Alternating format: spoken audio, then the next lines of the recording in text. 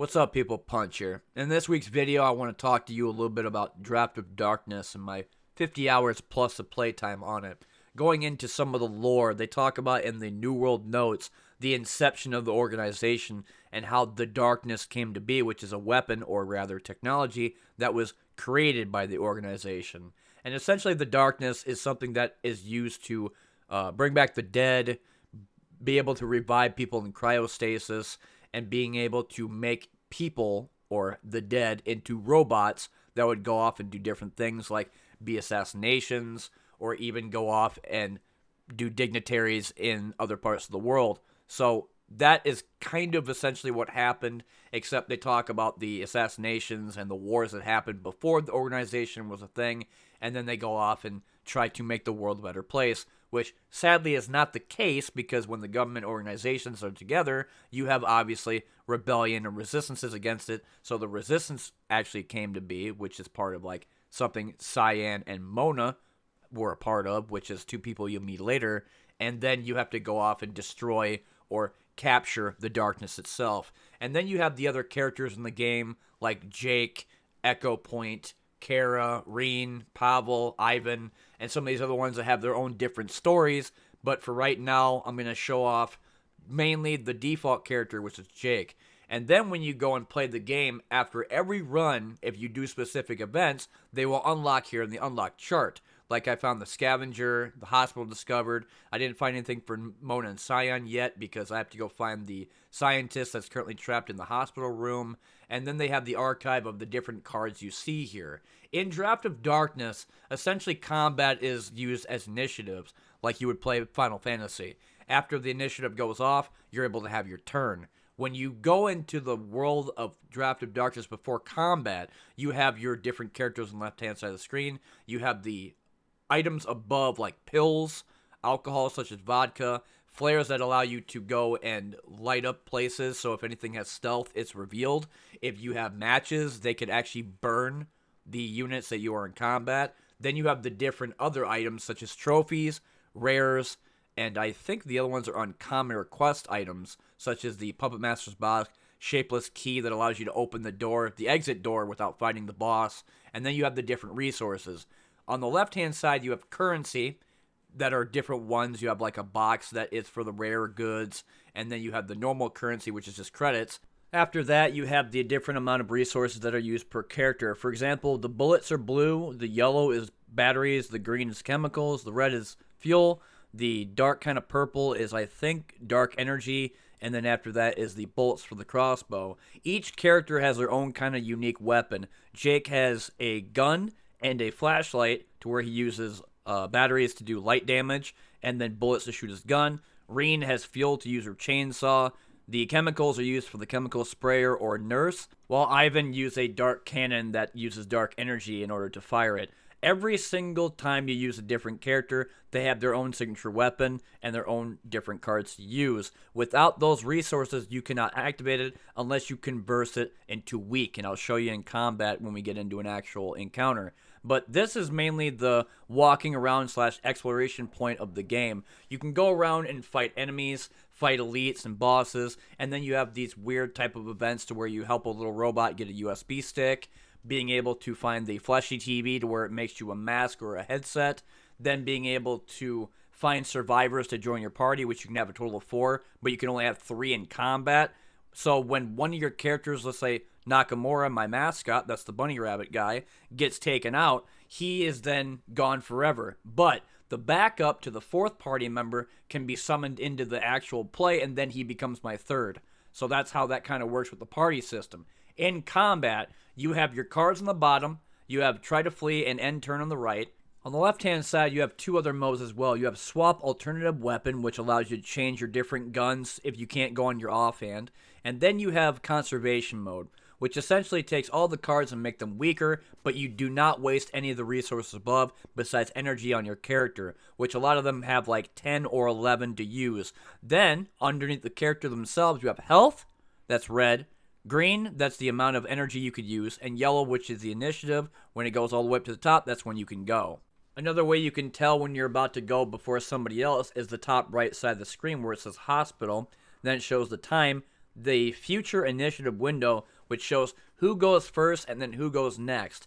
Depending upon how much time or how fast your character's initiative is, that's when they can actually go and start their turn.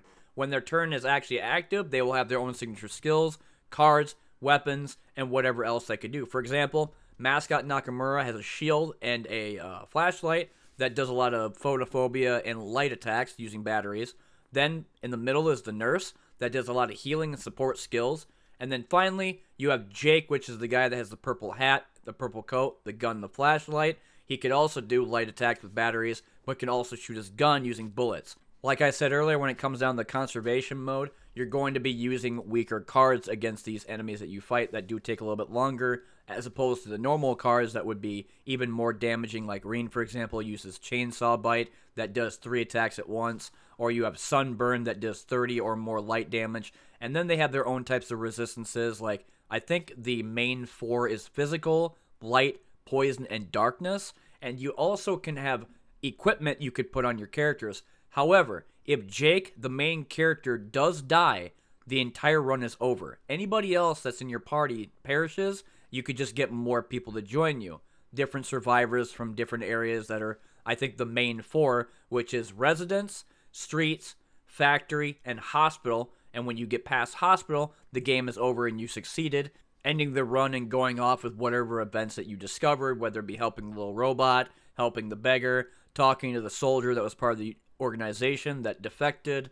But once you go through the final door of the hospital and it says succeeded, all that stuff will be acquired onto the flowchart and you can check out later. The other thing is that when you defeat somebody, sometimes your characters will get leveled up, and it'll be for the different ones like intelligence, agility, I think vitality, and then also handiness or hardiness, which is physical damage. And the more you can get it up there, the better off they are. For example, if I can get my character with higher agility, he could actually be faster on the initiative and do critical damage. Sometimes if you have to get more handiness, you can do more physical damage, like with scavengers that use brace.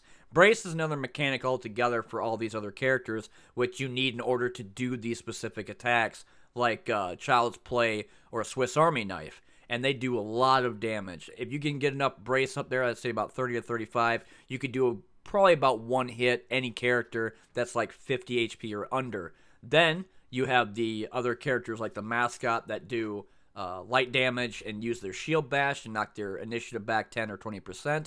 You have the sprayers that do flamethrower and chemical burns.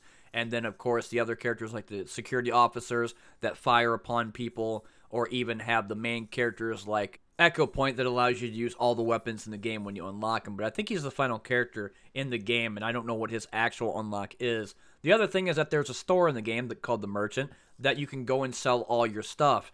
The other thing is that you could buy different resources from him. If you want some more pills, vitamins, maybe even sell some crowbars. You can get other cards, equipment to equip your characters and make them stronger. Or if you just want to get a bunch of refill of medication to heal, maybe even get some more chemicals and bullets. But if you have a bunch of other decent legendary items or even rares, you could sell them for quite a bit of money. As far as I'm aware, the only way you could actually heal your party in this game is if you go to a rest stop after the end of a run. Like say if you're done with a level and you're done beating the boss going through the exit door, you will go to this rest stop and heal for a specific amount of charges. Otherwise than that, going to the merchant and buying medication like pills to heal for 10, or if you're in combat 5, is the only way to really heal them other than that.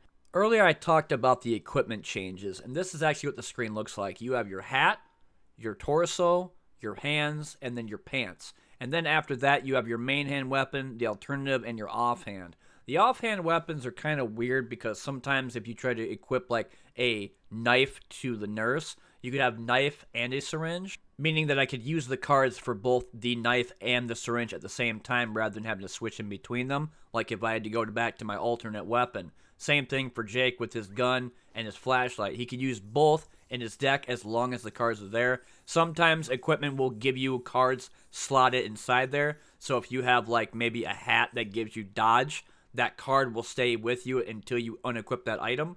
If you have Insight that gives 20% advancement to initiative, that will also be on equipment. And then you have some of the rares, if not really good, legendary items that have really high defense against other types of elements like darkness and poison that also give you better cards like dodge or being able to have stealth for about a single turn, which if they do use reveal, you're going to get screwed because it's going to be a specific time limit before you can go back into stealth again.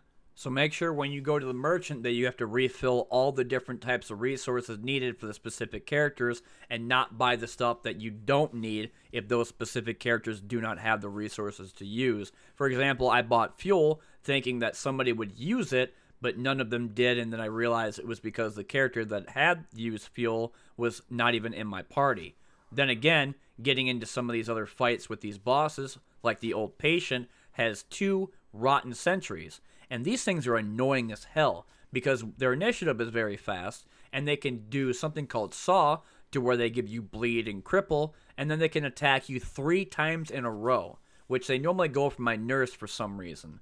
But they have other ways of dealing with that. For example, attract and protect, which the nurse also uses. I could put that on maybe a mascot or another tank that has higher health, and then they can take damage and not have to worry about anybody else being attacked. The old patient, on the other hand, he doesn't do very much else besides bring his sentries back and cast dark attacks that basically cause me to do elemental damage or condition effects to my character, like Horrifying Scream, to where every turn I have to discard 3 cards, otherwise I take 3 damage every turn or every card that is not discarded or currently in my hand, which really sucks because it's a lot difficult to deal with some of these bosses, even though there are some units in this game that seem to be more tough in comparison to the bosses that you fight, other than the old patient, and then you have the horned rat, or having to fight maybe the disease, which is essentially a giant meatball with tentacles that pop out of it. If there was an enemy in this game that I was feared most by, that was technically a boss, if not more, would be the daemon, because the daemon has a bunch of status effects, and he hits really hard. Like I said, if you have enough stacks of darkness when you're in combat, which I think you get 1 charge every time you're done with combat, then he will come out, chase you around like the devil himself, and he will destroy you. I haven't beaten him yet, but I think there might be a possibility you can. It's only if I have enough high characters with high damaging abilities to do so. And then you have cards like Saved Ammo that allow you to use 2 free bullets without having to waste any of the ammunition above. There's other cards like Shake to Charge that allow you to get 3 batteries and use them without using any of the actual ones you have in your reserve. And then when you beat the boss, you'll get a trophy item, and there's 3 ones you can choose from. I choose Vice Grip because I think it's 30% damage to not only myself, but also all the enemies I fight. And then you have Prison Shank and then some other ones too with that. All I'm saying is, in general, when it comes down to Draft of Darkness, is that if you're looking for something pretty interesting and also very underrated, I highly recommend people try this game out. After 50 plus hours, I still go back and play it. I haven't unlocked everything, I haven't gotten all the booster packs yet, and I haven't even unlocked all the characters ever since they released it into 1.0. That being said, there are some issues I do have with it. For example, when you're running around and you're trying to look for like an item, or you're going off and checking out your inventory and then you press escape, sometimes the description will stay there on the screen and they won't go away. If you press escape or go back into another menu, you're able to get rid of that. Other times you try to do fast travel, which you can do with the squares that you see inside the map. If you hold on to the mouse button long enough, it'll send you there, but it'll be like in a direction. If there's any enemies nearby that's blocking your path, you fight them first before you get to that location after you fast travel again. So it's a done deal when you're going into hospital and then you leave. And yes, I'm playing on normal difficulty, not hard mode, which I think at this point I didn't unlock yet. And if I did, I forgot about it. I'm trying to unlock all the difficulties, try to get all the different events going, and being able to see what the entire story of Draft of Darkness is all the way to the end. It's one of those card games that not only is kind of confusing, but also intuitive and just looks great. The aesthetic of the game is grungy, it's dark, and it does have a lot of crazy things going on with it. But like I said, that depends upon the person and what they think of card games or even games as a whole. A lot of people have their own different opinions, and after mine for about 50 plus hours, I think it's a wonderful game for people to play. There is a demo on Steam for people to try out if you're kind of on the fence about it, and if you still want to go and check it out or buy the full thing, it's $15 on Steam, full asking price. Like I said earlier, when it came down to the other characters, you have Jake, you have Kara, you have Pavel, you have Ivan, you have a bunch of these other characters you could choose from, and they have their own specific sets of skills, weaponry, items for their quests, and every time you start a new type of campaign for that character, it'll do a story first talking about their introduction before they get into the actual fight or into the actual game of walking around and doing whatever combat encounters you need to. The game is super underrated, and last time I checked, I think it was under 200 copies sold, so it's a very underrated card game. And I hope to see more people buy it because not only does it have a great soundtrack, but I love the gameplay, I love the aesthetic, I love the characters, and I even love the different modes that they have for it. It has a lot of replayability, and I hope to see more people try it out, if not buy the game and get more copies sold. That being said, I've been One Nut Punch, and this has been the Draft of Darkness video. I wanted to talk about this for a while, and now that I actually got more time and effort into it, I can talk about it in a little bit more in depth rather than just doing a 5-10 minute video and being like this, we're done. Because it seems like when I did those videos, it wasn't enough to talk about, and I didn't do it justice. But that's all I got to be said for this one. I've been One Nut Punch, and this has been the Draft of Darkness video. Thanks for watching as per usual, and I'll see you later in the next one.